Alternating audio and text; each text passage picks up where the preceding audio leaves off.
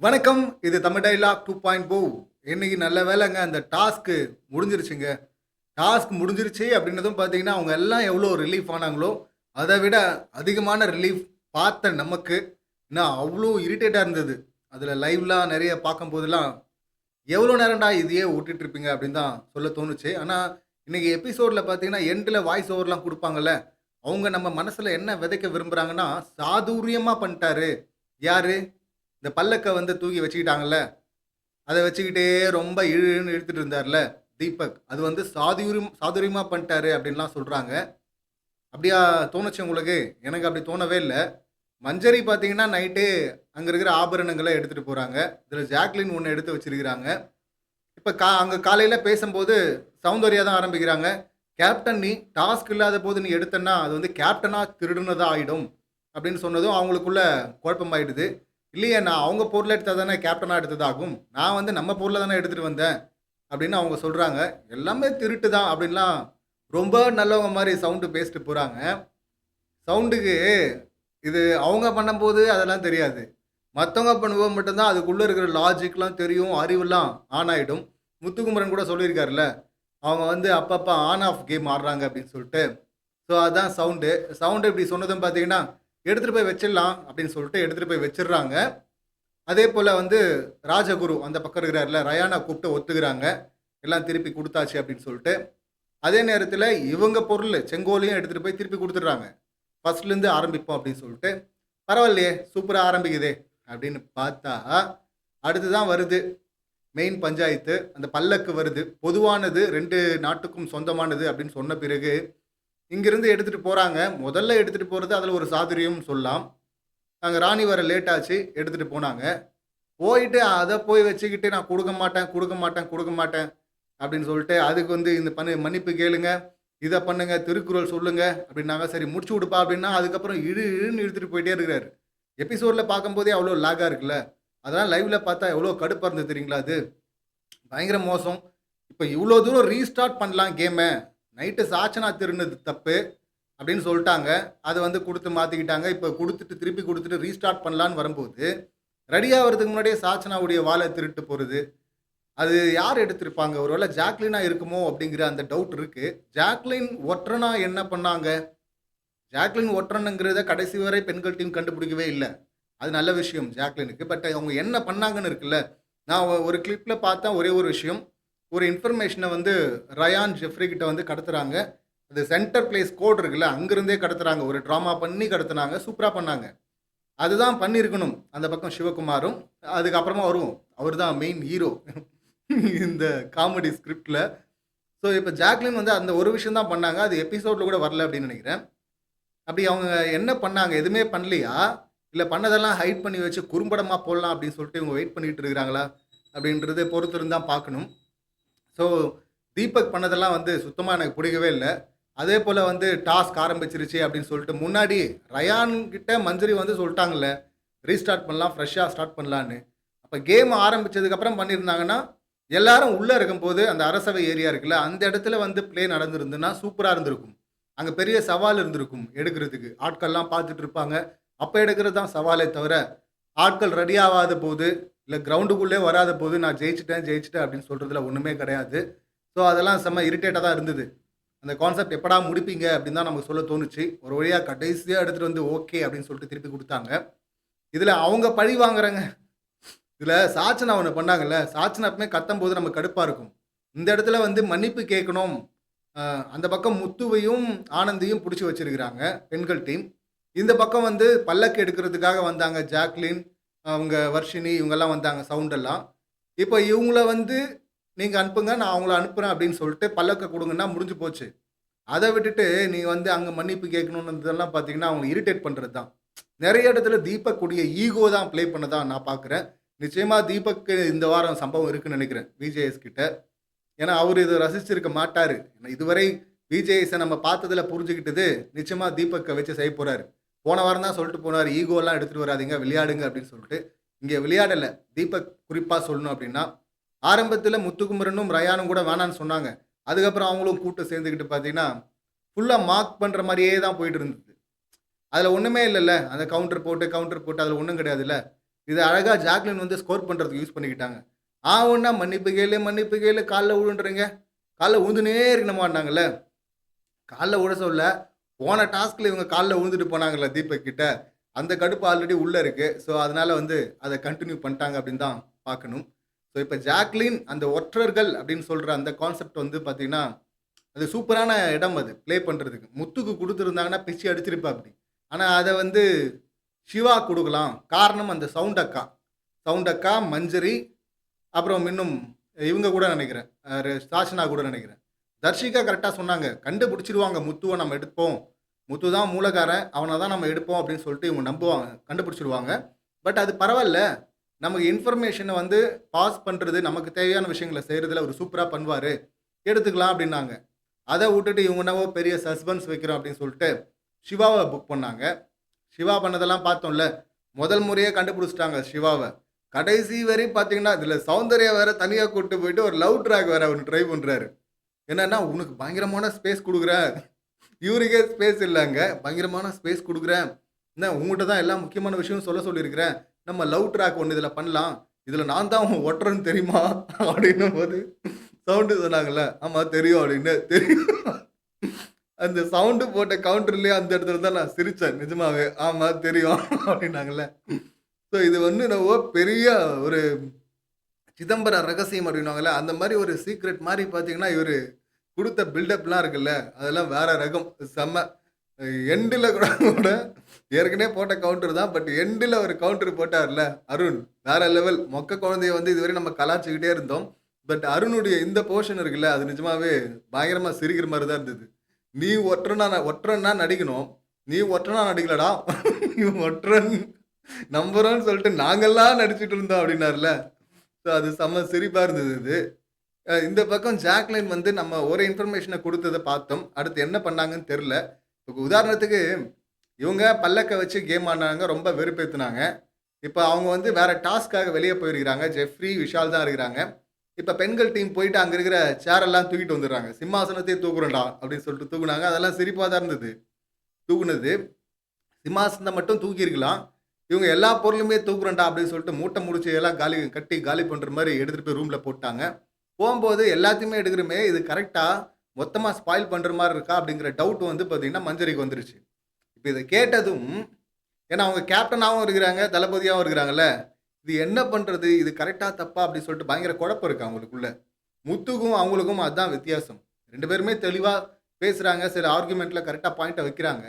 ஆனா என்ன பிரச்சனைன்னா, அவங்க ஒரு குழம்பிடுறாங்க. இது சரியா? தப்பா? அப்படின்னு சொல்லிட்டு முடிவெடுக்க முடியல. முத்துவும் இதே போல தான் கார்னர் பண்ணாங்க.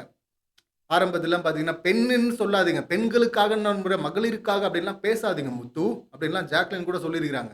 எல்லாருமே சொல்லியிருக்கிறாங்க. கட்டம் கட்டியிருக்கிறாங்க. அப்ப முத்து தெளிவா சொல்லியிருப்பாப்டி. நான் இங்க கேம் ஆட வந்திருக்கிறேன். கேம் தான் இங்க எனக்கு முக்கியம். கேம் தான். என் அரசியல் புரிதல் அப்படிங்கிறது வேற. அது வெளியில. இல்ல வேற சில சம்பவங்கள்ல. இங்க கேம்ன்னு வரும்போது, நான் உங்கள எதிர்த்து தான் விளையாட போறேன். அத நான் தெரிஞ்சு தான் பண்றேன் அப்படின்னு சொல்லியிருப்பாரு. ஸோ அந்த புரிதல், அந்த தைரியம் பார்த்தீங்கன்னா மஞ்சரி கிட்ட இல்ல. அங்க வந்து ஜாக்லின் வந்து கோவப்படுறாங்க. உங்கள நம்பிலாம் வந்தேன் பாருங்க. டபுள் ஸ்டாண்ட் எடுக்குறீங்க. நீங்க இத பண்றீங்க, அத பண்றீங்க. மாத்தி மாத்தி பேசுறீங்க அப்படின்றதெல்லாம். இது ஒற்றன் ஜாக்லினா பண்ணாங்களா? இல்ல ஜாக்லினாவே பண்ணாங்களா? ஒற்றன் ஜாக்லினா பண்ணி, அதனால அவங்க பொருளெல்லாம் திருப்பி திருப்பி வைக்கிற லெவலுக்கு போனாங்கன்னா, அது செம்ம play. Mass play, super Jacqueline சொல்லலாம். ஆனா இங்க ஒற்றன் ஜாக்லினா, இல்ல ஜாக்லினா அப்படிங்கிற குழப்பம் நமக்கு ஏன் வருதுன்னா, ஜாக்லின் இயல்பாவே பார்த்தீங்கன்னா, மஞ்சரி மேல ஒரு கடுப்பு இருக்கு. மஞ்சரி மேல இவங்களுக்கு இருக்கு. சாச்சனா மேல சவுண்டுக்கு இருக்கு. இந்த ரோல குடுத்துட்டாங்களே அப்படின்னு. இந்த மாரி உள்ளுக்குள்ளேயே பார்த்தீங்கன்னா, ஒருத்தர் மேல ஒருத்தர் வெறுப்பு, பொறாமை இருக்குது. அந்த பொறாமையில பார்த்தீங்கன்னா, இவங்க ப்ளே பண்றாங்களா? இல்ல இது ஒரிஜினலா? அப்படின்னே தெரியல. அந்த மாரி சிச்சுவேஷன் தான் இருந்தது. கிடைக்கிற கேப்ல எல்லாம் மஞ்சரியா போய் அட்டாக் பண்ணணும் அப்படிங்கிற மோட்ல தான் இவங்க இருந்தாங்க. பட் ஆண்கள் டீம்ல தப்பே பண்ணாலும் பார்த்தீங்கன்னா, முட்டு குடுக்குற மோட்ல அவங்க இருக்கிறாங்க. அவங்களுக்குள்ளேயும் வெறுப்பு இருக்கு. விஷாலுக்கு இருக்கு, ரஞ்சித்துக்கு இருக்கு, சிவாக்கு ஈவன் இருக்கு. இந்த மாரி எல்லாருக்குமே இருக்கு. என்னடா ராணவன்லாம் போய் ராஜாவாக்கிட்டாங்க. நம்மள இப்படி ஆக்கிட்டாங்களே அப்படின்னு. அதெல்லாம் இருந்தாலும் ஒருத்தருக்கு ஒரு இஷ்யூ அப்படின்னா எல்லாம் ஒண்ணு சேர்ந்துக்கிறாங்க. இங்க பார்த்தீங்கன்னா, அவங்களுக்குள்ளேயே அடிச்சுக்கிறாங்க பெண்கள் டீம். அது தொடர்ந்து நடந்துட்டு இருக்கு. இதுதான் ஆண்கள் டீமுக்கும், பெண்கள் டீமுக்குமான வித்தியாசம் அப்படின்னு தான் சொல்லணும். ஸோ, ஜாக்லினுக்கான ஸ்பெஷல் குறும்படம் இருக்கா அப்படின்னு சொல்லிட்டு வெயிட் பண்ணி தான் பார்க்கணும். கடைசி வரை கண்டுபிடிக்க முடியல. அது கண்டுபிடிக்காம முடியாம போனதுக்கு காரணமும் இந்த சவுண்டு தான். அவங்க அந்த ஒரு டிஸ்கஷன்ல சொல்லியிருப்பாங்க. அன்ஷிதா மேல தான் எனக்கு டவுட் இருக்கு அப்படின்னு இருப்பாங்க. அதையே வந்து இன்னொருத்தரும் சாச்சனாவும் சொல்ல, இது மாரி ஒவ்வொருத்தரா சொல்ல, ஏங்க நகைய எடுத்துட்டு போய் ஒளிக்க வச்சுட்டாங்க. இந்த கிரீடத்த ஒளிச்சு வச்சுட்டாங்க. தீபக்கும், முத்துக்குமரனும். அத அன்ஷிதா கரெக்ட்டா தேடி புடிச்சு எடுத்துட்டு வந்து குடுக்குறாங்க. தேடி எடுத்துட்டு வரவங்கள பார்த்து, "ஒட்றன், ஒட்றன், ஒட்றன்" அப்படின்ட்டு இருக்கிறாங்க மஞ்சரி. ஆமா. ஹெல்ப் பண்ண ஒருத்தர் வராங்க. டீம்லேருந்து தேடி எடுத்துட்டு வந்து குடுக்குறாங்க. அவங்கள பார்த்து ஒட்டன் ஒட்டன்னு சொல்றதெல்லாம் எந்த அளவுக்கு மங்குனிகளா இருக்கிறீங்களே அப்படின்னு தான் சொல்ல தோணுச்சு. ஆக்டிவா பெஸ்ட்டா பெர்ஃபார்ம் பண்ணி கண்டுபிடிக்க முடியாம போறது வேற. பெர்ஃபார்மே பண்ணாம கண்டுபிடிக்காம போறது வேற. அதனால தான் கண்டுபிடிக்க முடியலங்கிறது வேற. ஸோ ஆக்டிவா இவங்க பெர்ஃபார்ம் பண்ணியிருந்தாங்கன்னா, நெறைய இடத்துல ஜாக்லின் பண்ணியிருந்தாங்கன்னா, சூப்பர். அது ஜாக்லினுக்கு வந்து ஸ்பெஷல் பாராட்டே சொல்லணும். ஸ்பெஷல் குறும்படம் கூட போடலாம் அப்படின்னு தான் சொல்லணும். இந்த பக்கம் ஆல்ரெடி சொல்ட்டோம். எல்லாரும் சேர்ந்து சிவாவுக்காக சிவா ஒட்டுறேன்னு சொல்லிட்டு அவங்கலாம் நம்புறதா இவங்க நடிச்சிட்டு இருந்தாங்க. அடுத்து இந்த எபிசோட்ல முக்கியமான பஞ்சாயத்து அப்படின்னா, ஜெஃப்ரி அண்ட் சாச்சனாது இவங்க பேசுறாங்க. அன்ஷிதா வந்து சொல்லிட்டு இருக்கிறாங்க, அவங்க சர்டிஃபிகேட்லாம் வேற குடுக்குறாங்க. அவன் ரொம்ப நல்லவன். இஷ்யூ என்னன்னா, ரூல் பிரேக் பண்ணிட்டான் அப்படின்னு சொல்லிட்டு பனிஷ்மென்ட் குடுக்க சொல்றாங்க. இவன் ஆல்ரெடி கலாய்ப்பான்ல, சாச்சனா, ஜெஃப்ரி அந்த உரசல் எப்பவுமே இருக்கு நார்மலாவே. அப்படி கலாய்க்கிறான் அப்படிங்கிறதுனால ஓவரா கலாய்ச்சுட்டான். எனக்கு கோவம் வந்துருச்சு. அந்த கோவம் வந்ததுனால வேணும்னு தான் நான் தண்டனை குடுத்தேன். 100 தோப்பு கரணம் போட சொன்னாங்க. 100 தோப்பு கரணம் அவன் கொஞ்சம் ரொம்ப உட்காராம அவன் கொஞ்சம் சமாளிச்சு போடுறான். அப்ப கூட கஷ்டம் தான் அது. அப்ப பவித்ரா தான் வந்து என்ன பண்ணியிருப்பாங்க, "இப்படி தான் தோப்பு கரணம் போடுவீங்களா? ஃபுல்லா உட்கார மாட்டீங்களா? உட்கார்ந்து எழுந்துக்க மாட்டீங்களா?" அப்படின்லாம் சொல்லியிருப்பாங்க. அந்த கடுப்புல ஓகே பண்றேன் அப்படின்னு சொல்லிட்டு அவன் பண்ணிட்டான். இப்ப பார்த்தீங்கன்னா, அவன் நடக்க முடியாம நொண்டிட்டு இருக்கிறான். அந்த அளவுக்கு பெயினு இருக்க தானே செய்யும். இவங்க சொல்றாங்க, "ஆமா எனக்கு கோவம் வந்துருச்சு. கோவத்துல குடுத்தேன். அவன் பண்ண முடியாதுன்னு சொல்ல வேண்டியது தானே" அப்படின்றாங்க. எப்படி பண்ண முடியாதுன்னு சொல்ல முடியும் அவன்? நீங்க பண்ணுங்கன்றீங்க. பண்ண முடியாதுன்னு சொல்ல முடியுமா அவன்? ஸோ அவன் பண்றான். நடுவுலயாவது ஸ்டாப் பண்ணணும். அதையும் ஸ்டாப் பண்ணல. அவங்களே சொல்றாங்க, "என்னாலயும் பண்ண முடியும். ஆனா 2 நாள் கழிச்சு கால் வலிக்கும். அவ்வளோதான்" அப்படின்றாங்க. "அவ்வளோதான் சிம்பிள்" அப்படின்றாங்க. இது தப்பு இல்லையாம்மா சாச்சனா? இதுதான் வன்மம். சாச்சனாவின் வன்மத்த காட்டுற இடம் அது. இது தப்பு சாச்சனா நீ பண்ணது. பர்சனலா எடுத்துக்கக்கூடாது சாச்சனான்னா, ஆமா அவன் கலாய்ச்சது வந்து எனக்கு கோவம் வந்துருச்சு அப்படின்னு சொல்லிட்டு அப்பவும் நியாயப்படுத்தி விட்டுட்டு இருக்கிறாங்க. நீ எப்ப வந்து உண்மைய ஒத்துக்கிட்டு இருக்கிற? பொய்யா பேசிட்டு தானே இருக்கிற. ஏகப்பட்ட குறும்படங்கள் வேற லைன் அப்ல இருக்கு. ஒரு குறும்படமும் போடாததுனால, விஜய் போடாததுனால, இவங்களுக்கு வந்து இன்னும் கொஞ்சம் ஏறிட்டு இருக்கு மண்டகனம் அப்படின்னு தான் நமக்கு பார்க்க தோணுச்சு. அதே நேரத்தில ஜெஃப்ரி வந்து மஞ்சரிய கலாய்ச்சது இருக்குல்ல, நீ கேரக்டர்ல இருக்க, அவங்க கேரக்டரா பண்றாங்க. நீ அத பார்த்து என்ன வேணா கூட கலாய்க்கலாம். ஆனா அத விட்டுட்டு வந்து, இதெல்லாம் ஒரு கேப்டனு" அப்படின்ட்டான். அவங்க வந்து "என்ன சீன்னு சொல்றியா?" அப்படின்ட்டு அவங்க சீன்னு சொன்னா என்ன? சொல்லன்னா என்ன? இதெல்லாம் ஒரு கேப்டனு. ச்சீ! அப்படிங்கிறதும், இதெல்லாம் ஒரு கேப்டனு 2ம் ஒண்ணு தான். சீன்னா இன்னும் கொஞ்சம் எக்ஸ்ட்ரா ஆயிட போதா? இல்ல அ இதெல்லாம் ஒரு கேப்டன் அப்படின்னா, அது ஒரு நல்ல வார்த்தை ஆயிட போதா என்ன? அதுவும் அவங்கள மட்டம் தட்டுறது தான். அதெல்லாம் நான் பண்ணலையே, சீன்லாம் சொல்லலையேன்னு அவன். இப்ப ஜெஃப்ரி, சாச்சனான்னு வரும்போது ஜெஃப்ரி ஓரளவு கரெக்ட்டா இருக்கிறான். மத்தவங்ககிட்டலாம் பார்த்தீங்கன்னா, சாச்சனா என்ன பண்ணுவாங்களோ, அதே தான் ஜெஃப்ரியும் பண்றான். ஸோ, அதனால "உனக்கு வேணும்டா இது" அப்படின்னு தான் நமக்கு சொல்ல தோணுச்சு. ஸோ, இந்த பஞ்சாயத்து அடுத்து இந்த நேரத்த கணிச்சாங்கல்ல, அது என்னன்னே புரியல பாருங்களேன். ஏதோ தில்லாலங்கடி ஆடியிருக்கிறாங்க விளையாட்டு இவங்க. நடுவுல அங்க மைக்ரோ அவன் இருக்குல்ல, அத யூஸ் பண்ணியிருக்கிறாங்கன்னு நெனைக்கிறேன் டைம்க்கு. அததான் பிக் பாஸ் வந்து அத ஆஃப் பண்ணிட்டு இருக்கிறாரு. ஏன்னா, முதல் 2 டைம வந்து ரயான் கரெக்ட்டா கணிக்கிறான். 2வது 2 டைம வந்து பவித்ரா கரெக்ட்டா கணிக்கிறாங்க. அதுலயும் அவங்க அந்த 3 மணி கணிச்சாங்க பார்த்தீங்களா? 3, 6லாம் வேற லெவலுங்க. 5:15க்கு 3 மணின்னு கணிக்கிறாங்க. 5:57க்கு பார்த்தீங்கன்னா, 6 மணின்னு கணிக்கிறாங்க. எப்படி அந்த 1 மணி நேரத்தில வந்து பார்த்தீங்கன்னா, 3 மணி நேரம் போனதா அவங்களுக்கு தெரிஞ்சது. ஸோ, அதுக்கப்புறம் 2 கரெக்ட்டா கணிக்கிறாங்க. அவன் 2 கோட்ட விட்றான். கடைசியா பிக் பாஸ் கூப்பிட்டு ஒண்ணு சொல்லும்போது, ஏதாவது ஒண்ணு ஜெயிக்கணும்ல. அதனால அந்த 1 ஜெயிச்சுட்டாங்க. அவங்க ஆண்கள் ஆல்ரெடி 3 படிகள் வின் பண்ணதுனால, உள்ள வச்ச டாஸ்க் அந்த வெயிட் டாஸ்க்ல அதுலயும் ஆண்கள் ஜெயிச்சதுனால, அவங்களுக்கு தான் அரியணை அப்படின்னு சொல்ட்டாரு. அரியணையில எடுத்துட்டு போய் ஏத்திட்டாங்க. இன்னொரு இடமும் நல்லா இருந்தது. பல்லக்கில்னா என்ன, "போடா" அப்படின்னு சொல்லிட்டு சத்யாவும், சவுண்டும் தூக்கிட்டு வந்தாங்கல்ல சாச்சனாவ. அதுவும் நல்லா தான் இருந்தது. "எங்களுக்கு பல்லக்கே தேவையில்லடா. பல்லக்குன்னா வந்து 2 பேரு இல்ல 4 பேர் கூட தூக்க வேண்டியிருக்கும். நாங்க 2 பேர் அசால்ட்டா தூக்கிட்டு வந்துருவோம்டா" அப்படின்னு சொல்லிட்டு தூக்கிட்டு வந்தது. அது சூப்பரா இருந்தது. இப்ப கடைசியா வந்து அரியணை ஏத்திட்டாங்க. ஏத்தி முடிச்சுட்டு ஓகே டாஸ்க் முடிஞ்சது அப்படின்றதும் பார்த்தீங்கன்னா, ராணுவ் அவர் உடனே ஹீரோவா வராரு அங்க. "என்னது சாச்சனா நீங்களும் வாங்க. இவங்களுக்கும் பாதி குடுப்போம் இங்க" அப்படின்லாம் கூப்பிட்டு கிரீடம் சூட்டணுமா. போடா" அப்படின்னு சொல்லிட்டு அவங்க போறாங்க. "இல்ல, இல்ல வா, வா, வா, வா" அப்படின்னு சொல்லிட்டு உண்மையா கூப்பிடுற மாரி கூப்பிடுறாரு. அதாவது இங்க வந்து சிவகுமார் வந்து ஒற்றன்னு சொல்லிட்டு மற்றவங்க எல்லாம் நடிச்சு நம்புற மாதிரி ஒன்று நடிச்சாங்கல்ல, அந்த மாதிரி தான் நாமளும் இவங்கள பார்த்துட்டு இருக்கிறோம். டேய் நீங்கெல்லாம் யாரு என்னன்னு எங்களுக்கு தெரியும்.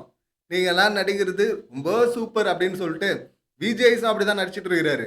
இவங்க நடிக்கிறதெல்லாம் உண்மை, உண்மை, பாசம், அக்கறை, அன்னபூர்ணி அப்படின்லாம் அவார்டு கொடுத்தாருல சாச்சனாக்கு போன வாரம். அன்னபூர்ணியா அவங்க அன்னைக்கு நைட்டே மீறினாங்கல்ல அந்த ரூல். அத பார்த்ததுக்கு அப்புறமா இன்னைக்கு ஜெஃப்ரிய பத்தி அன்ஷிதா கூட சொல்றாங்க. நான் சொல்றேன் அவன் ரொம்ப நல்லவன்றாங்க.